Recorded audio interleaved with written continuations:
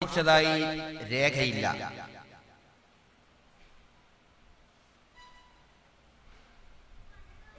സഹാബത്തിന്റെ ശേഷം ജീവിച്ച താബിയുകളോ തബഉ താബിഈങ്ങളോ ഏതെങ്കിലും ഒരാളുടെ ജന്മദിനം ആഘോഷിച്ചതിന് യാതൊരു തെളിവുമില്ല.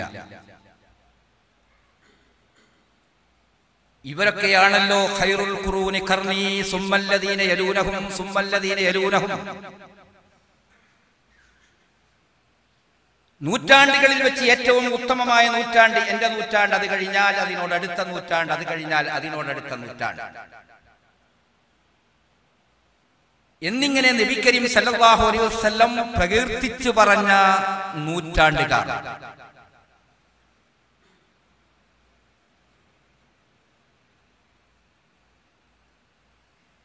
നബി സല്ലല്ലാഹു അലൈഹി വസല്ലമയുടെ സുന്നത്ത് എന്ന് പറഞ്ഞാൽ പ്രവാചകന്റെ വാക്കുകളും അവിടുത്തെ പ്രവർത്തനങ്ങളും അവിടുത്തെ അംഗീകാരങ്ങളുമാണ് എന്ന് അറിയാവുന്നവരാണ് നമ്മളൊക്കെ.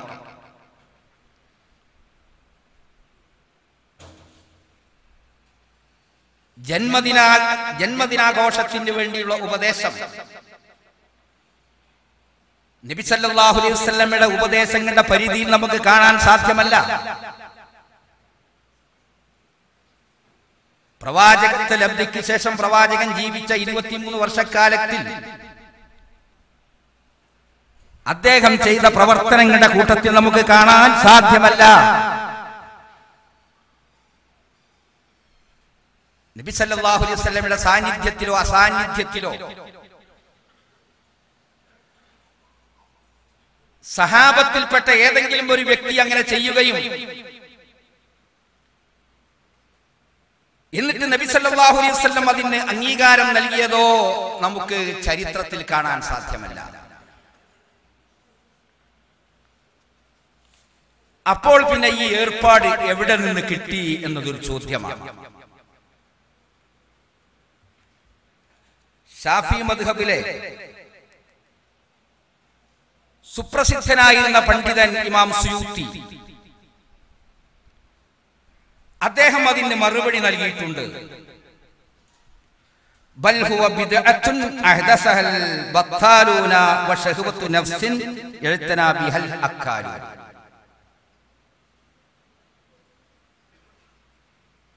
അസത്യവാദികളായ ആളുകൾ പടച്ചുണ്ടാക്കിയ ബിദ്അത്താണത്. തന്നെയുമല്ല, തീറ്റക്കൊതിയന്മാരായ ആളുകൾ വളരെയധികം ശ്രദ്ധ പതിപ്പിച്ചുകൊണ്ട് നിലനിർത്തിപ്പോന്ന മനസ്സിന്റെ താല്പര്യവും കൂടിയാകുന്നു അത്. ഷാഫി മദ്ഹബിലെ പ്രസിദ്ധ പണ്ഡിതനായ ഇമാം സുയൂത്തിയുടെ വാചകമാണ്. മഹാനായ ഇബ്നു ഹജർ റഹ്മത്തുള്ളാഹി അലൈഹിയോട് മൗലിദ് ആഘോഷത്തിന്റെ അടിസ്ഥാനത്തെ സംബന്ധിച്ച് ഒരിക്കൽ ഫത്വ ചോദിക്കപ്പെട്ടപ്പോൾ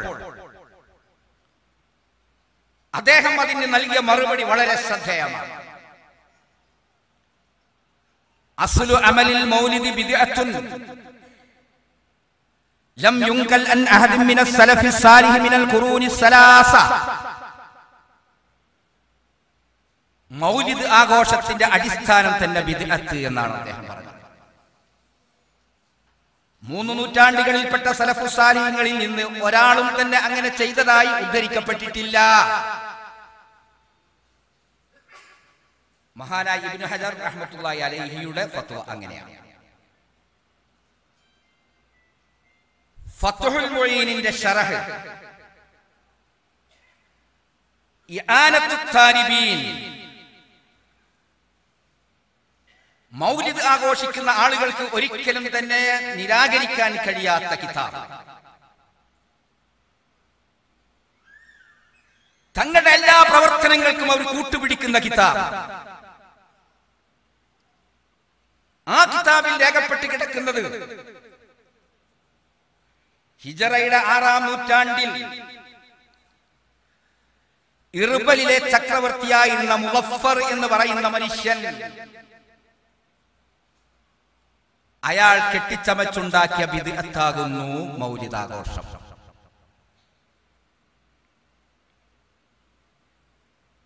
സമസ്തയിലെ പ്രമുഖനായിരുന്ന പണ്ഡിതൻ തഴവ മൗലവിയുടെ പാട്ട് അറിയാത്തവരില്ലല്ലോ നമ്മുടെ കൂട്ടത്തിൽ.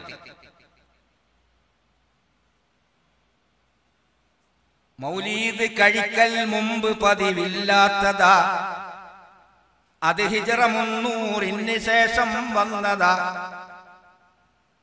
എന്നും സഹാബി പറഞ്ഞതായി കാണുന്നതാ, അത് ഹനബി 1-ാം ഭാഗമിൽ നോക്കേണ്ടതാ.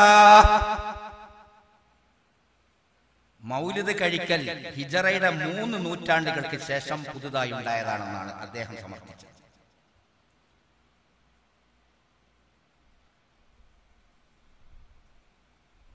മനുഷ്യലോകത്തേക്ക് സ്നേഹത്തിന്റെ കടൽ ഒഴുക്കിയ പ്രവാചകനായിരുന്നു മുഹമ്മദ് മുസ്തഫ സല്ലല്ലാഹു അലൈഹി വസല്ലം.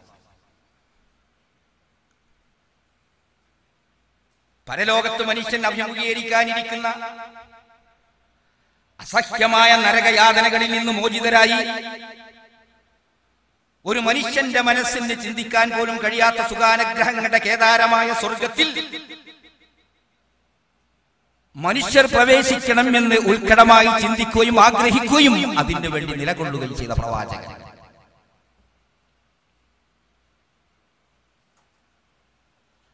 ഈ ഒരു ലക്ഷ്യത്തിന് വേണ്ടിയായിരുന്നല്ലോ മഹാനായ പ്രവാചകൻ സല്ലല്ലാഹു അലൈഹി വസല്ലം ശത്രുക്കളുടെ പീഡനമർദ്ദനങ്ങളുടെ പർവ്വങ്ങൾ താണ്ടേണ്ടി വന്നത്. ഈ ഒരു ലക്ഷ്യത്തിന് വേണ്ടിയായിരുന്നല്ലോ നബി കരീം സല്ലല്ലാഹു അലൈഹി വസല്ലം സമൂഹത്തിൽ നിന്ന് ബഹിഷ്കരിക്കപ്പെട്ട്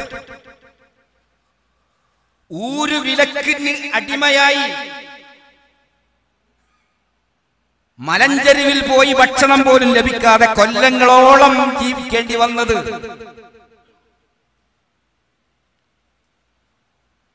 ഈ ഒരു ലക്ഷ്യം സ്ഥാപിക്കുന്നതിന് വേണ്ടിയായിരുന്നല്ലോ മഹാനായ പ്രവാചകൻ സല്ലല്ലാഹു അലൈഹി വസല്ലം ശത്രുക്കളുടെ കൂക്കും പരിഹാസവും കല്ലേറും അനുഭവിക്കേണ്ടി വന്നു. ഇതേ ലക്ഷ്യത്തിന് വേണ്ടിയായിരുന്നല്ലേ അള്ളാഹുവിന്റെ പ്രവാചകൻ ജനിച്ച മണ്ണിനോട് വിട പറഞ്ഞ് അന്യനാട്ടിലേക്ക് ഹിജ്റ പോകേണ്ടി വന്നത്. ഈ ലക്ഷ്യം മുന്നിൽ വെച്ചുകൊണ്ട് തന്നെയായിരുന്നല്ലോ അള്ളാഹുവിന്റെ പ്രവാചകൻ മുഹമ്മദ് മുസ്തഫ സല്ലല്ലാഹു അലൈഹി വസല്ലമ ഇസ്ലാമിക ചരിത്രത്തിലെ ഒരുപാട് യുദ്ധങ്ങൾക്ക് നേതൃത്വം വഹിക്കേണ്ടി വന്നത്. വിശുദ്ധ ഖുർആൻ പറയുന്നു, ലഖദ് ജാഅകും റസൂലും മിൻ അൻഫുസികും അസീസുൻ അലൈഹി മാ അനിത്തും ഹരീസുൻ അലൈക്കും ബിൽ മുഅ്മിനീന റഊഫുർ റഹീം. നബി സല്ലല്ലാഹു അലൈഹി വസല്ലം അതായിരുന്നു എന്ന് നാം ആലോചിക്കണം. ഇതാ സത്യവിശ്വാസികളെ, നിങ്ങളിലേക്ക് ഒരു പ്രവാചകൻ വന്നിരിക്കുന്നു. അസീസുൻ അലൈഹി മാ അനിത്തും, നിങ്ങൾ ഈ ലോകത്ത് വെച്ചോ നാളെ പരലോകത്ത് വെച്ചോ എന്തെങ്കിലും ഒരു പ്രയാസം അനുഭവിക്കുന്നത് അദ്ദേഹത്തിന് സഹിക്കാൻ കഴിയില്ല. മനുഷ്യലോകം പ്രയാസത്തിൽ അകപ്പെടുന്നത് സഹിക്കാൻ കഴിയാത്ത പ്രവാചകൻ. ഹരീസുൻ അലൈക്കും, മനുഷ്യലോകമേ നിങ്ങളുടെ ക്ഷേമത്തിലും ഐശ്വര്യത്തിലും അതീവ താല്പര്യമുള്ള പ്രവാചകൻ. ബിൽ മുഅ്മിനീന റഊഫുർ റഹീം, സത്യവിശ്വാസികളോട് അങ്ങേറ്റം കനിവ് കാണിക്കുന്ന പ്രവാചകൻ, കരുണ കാണിക്കുന്ന പ്രവാചകൻ. മുഹമ്മദ് നബിയെ സംബന്ധിച്ച് സ്വന്തം സമുദായത്തോടുള്ള മനുഷ്യലോകത്തോടുള്ള താല്പര്യത്തെ കുറിച്ച് വിശുദ്ധ ഖുർആൻ അങ്ങനെയാണ് ആ കാര്യം പഠിപ്പിച്ചത്. നബി സല്ലല്ലാഹു അലൈഹി വസല്ലം ഒരിക്കൽ അദ്ദേഹത്തെയും അദ്ദേഹത്തിന്റെ മുമ്പ് കഴിഞ്ഞു പോയ പ്രവാചകന്മാരെയും ഒക്കെ ഉപമിച്ചു പറഞ്ഞൊരു കാര്യമുണ്ട്. എന്റെയും എനിക്ക് മുമ്പ് കഴിഞ്ഞു പോയ പ്രവാചകന്മാരുടെയും ഉപമ എന്ന് പറഞ്ഞുകൊണ്ട് നബി സല്ലല്ലാഹു അലൈഹി വസല്ലം പറയുന്നു, കൂരിരുട്ടത്ത് തീ കത്തിച്ച ഒരു മനുഷ്യനെ പോലെയെന്ന്. ആ തീയുടെ പ്രകാശം ഇരുട്ടിലേക്ക് അങ്ങ് പരന്നപ്പോൾ 4 ഭാഗത്തു നിന്നും ഈച്ചകളും പാറ്റകളും പ്രാണികളും ഒക്കെ അതിൽ വന്ന് ചാടി ചാവാൻ വേണ്ടി പോവുകയാണ്. ആ സന്ദർഭത്തിൽ ഞാൻ എന്ന പ്രവാചകൻ എന്റെ 2 കൈകളും നിവർത്തി പിടിച്ചുകൊണ്ട് അതിലേക്ക് ചാടി ആത്മഹത്യ ചെയ്യാൻ വരുന്ന പ്രാണികളെ എന്റെ കഴിവിന്റെ പരമാവധി തടുത്തു മാറ്റിക്കൊണ്ടിരിക്കുകയാണ്. എന്നിരുന്നാലും ശരി, ചിലതൊക്കെ എന്റെ കയ്യിനെ അവഗണിച്ചുകൊണ്ട് അതിൽ ചാടിച്ചാകുന്നു എന്നും പ്രവാചകൻ പറഞ്ഞു. നബി സല്ലല്ലാഹു അലൈഹി വസല്ലമയോട് നമ്മോടുള്ള മനുഷ്യ ലോകത്തോടുള്ള സ്നേഹമാണ് ഈ പറയുന്നത്. അതുകൊണ്ട് തന്നെ മതിയാക്കുന്നില്ല അള്ളാഹുവിന്റെ പ്രവാചകൻ. നാളെ പരലോകത്തെത്തിക്കഴിഞ്ഞാൽ സ്വന്തം സമുദായത്തെ സംബന്ധിച്ച് വേവലാതിപ്പെടുന്ന പ്രവാചകനാണ് മുഹമ്മദ് നബി. അദ്ദേഹത്തിന്റെ മുമ്പ് കഴിഞ്ഞുപോയ പ്രവാചകന്മാർ മുഴുവനും നാളെ പരലോകത്ത് അഭിമുഖീകരിക്കാനിരിക്കുന്ന അസഹ്യമായ അവസ്ഥകളിൽ സ്വന്തം ശരീരങ്ങളെ കുറിച്ച് വേവലാതിപ്പെടുകയാണ്, ആവലാതിപ്പെടുകയാണ്, ആശങ്കപ്പെടുകയാണ്. ആ സന്ദർഭത്തിൽ അള്ളാഹുവിന്റെ പ്രവാചകൻ മുഹമ്മദ് മുസ്തഫ സല്ലല്ലാഹു അലൈഹി വസല്ലമ ആവലാതിപ്പെടുന്നത്, ആശങ്കപ്പെടുന്നത് സ്വന്തം ശരീരത്തെ കുറിച്ചല്ല, തന്റെ ഉമ്മത്തിനെ കുറിച്ചാണ്, തന്റെ സമുദായത്തെ കുറിച്ചാണ്. നബി സല്ലല്ലാഹു അലൈഹി വസല്ലമക്ക് ആകെ കൂടി ആശങ്കപ്പെടാനുള്ളത് പ്രവാചകൻ തന്നെ പറഞ്ഞു, ഇന്നഹു ലം യകുൻ നബിയ്യുൻ ഇല്ലാ ലഹു ദഅവത്തുൻ ഖദ് അൻജദഹാ ഫി ദുനിയാ. നബി സല്ലല്ലാഹു അലൈഹി വസല്ലം പറയുകയാണ്, ഈ ലോകത്ത് കഴിഞ്ഞുപോയ മുഴുവൻ പ്രവാചകന്മാർക്കും പ്രാർത്ഥിക്കാനുള്ള അവകാശം അല്ലാഹു നൽകിയിട്ടുണ്ട്. ഓരോ പ്രാർത്ഥന നടത്താനുള്ള അവകാശം അല്ലാഹു നൽകി. ആ പ്രാർത്ഥന ഈ ലോകത്ത് വെച്ച് തന്നെ അവർ പൂർത്തീകരിക്കുകയും ചെയ്തു. പക്ഷേ വഇന്നീ ഖദ് ഇഖ്തബതു ദഅവതി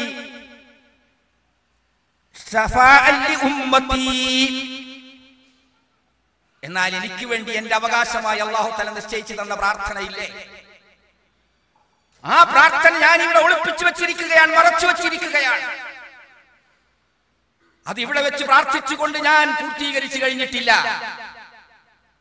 ശഫാഅത്തൻ ലി ഉമ്മത്തി, ഖിയാമത്ത് നാളിൽ എന്റെ ഉമ്മത്തിന്റെ ശഫാഅത്തായിട്ടാണ് ഞാൻ അത് ഒളിപ്പിച്ചു വെച്ചിരിക്കുന്നത്. അല്ലാഹുവിന്റെ പ്രവാചകൻ, നമ്മോടുള്ള പ്രവാചകന്റെ സ്നേഹമാണിത്. പ്രവാചകൻ മറ്റൊരിക്കൽ പറയുന്നു, യുൻസബു ലിൽ അംബിയാഇ യൗമൽ ഖിയാമത്തി മനാബിറു മിൻ ദഹബ്. നാളെ ഖിയാമത്ത് നാളിൽ പ്രവാചകന്മാർക്ക് മുഴുവനും സ്വർണത്തിന്റെ പീഠങ്ങൾ സ്ഥാപിക്കപ്പെടുമെന്നാണ്. നാളെ പരലോകത്ത് വെച്ച് പ്രവാചകന്മാർക്ക് മുഴുവനും സ്വർണത്തിന്റെ പീഠങ്ങൾ സ്ഥാപിക്കപ്പെടുകയാണ്. അങ്ങനെ ആ പ്രവാചകന്മാരൊക്കെ ആ സ്വർണത്തിന്റെ പീഠങ്ങളിൽ ഇരിക്കും. എന്നിട്ട് അദ്ദേഹം പറയുന്നു,